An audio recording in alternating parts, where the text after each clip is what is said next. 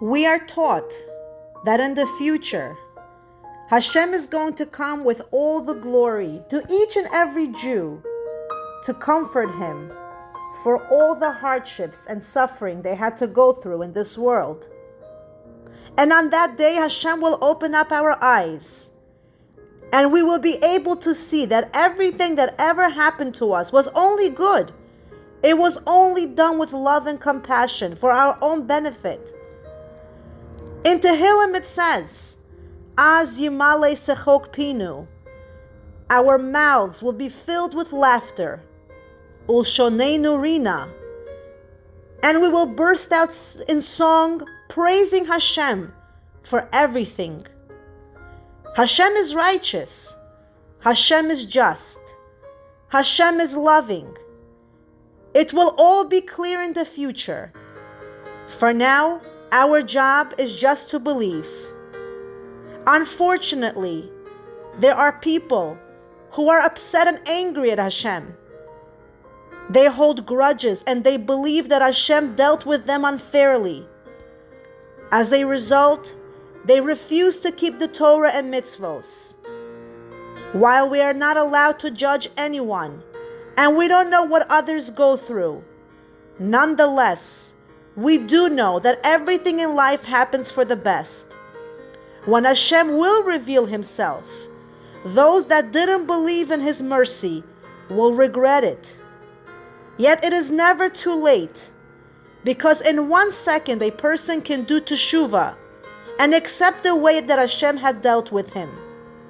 Sometimes, even in this world, a person can have the merit to see how he misjudged Hashem and have the opportunity to return to Him. Rabbi Chaim Rosenfeld tells a story that took place in the early 1980s.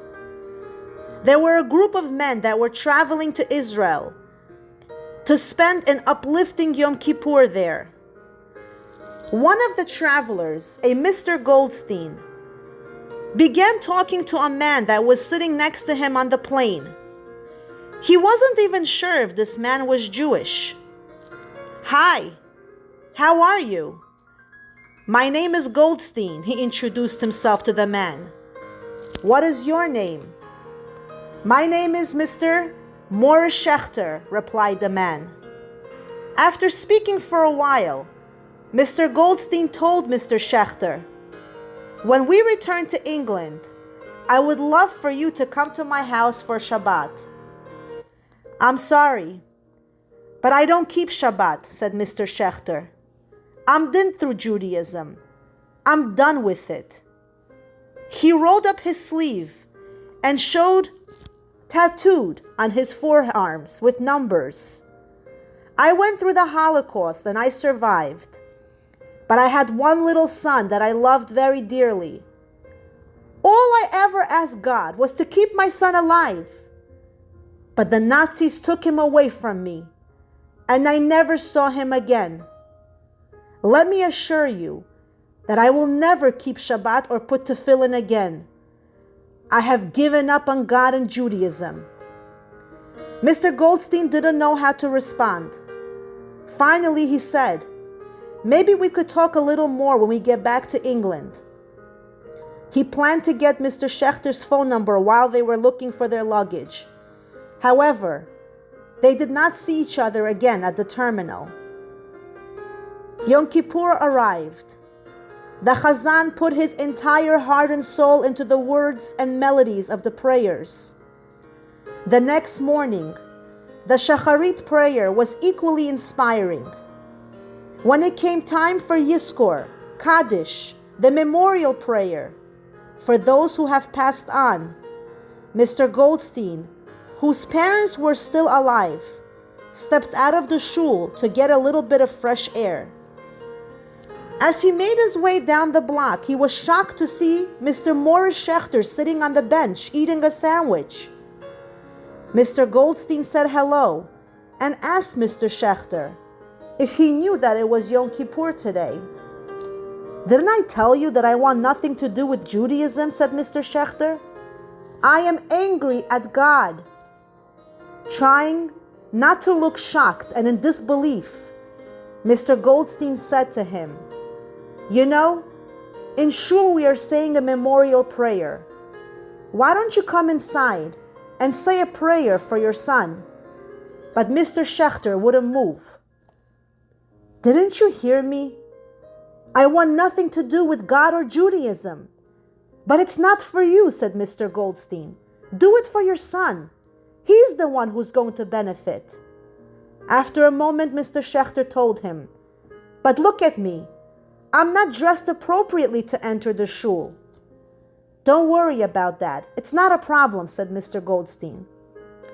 Everyone looked up as they both walked in together. Mr. Schechter approached the bima, to the Chazan.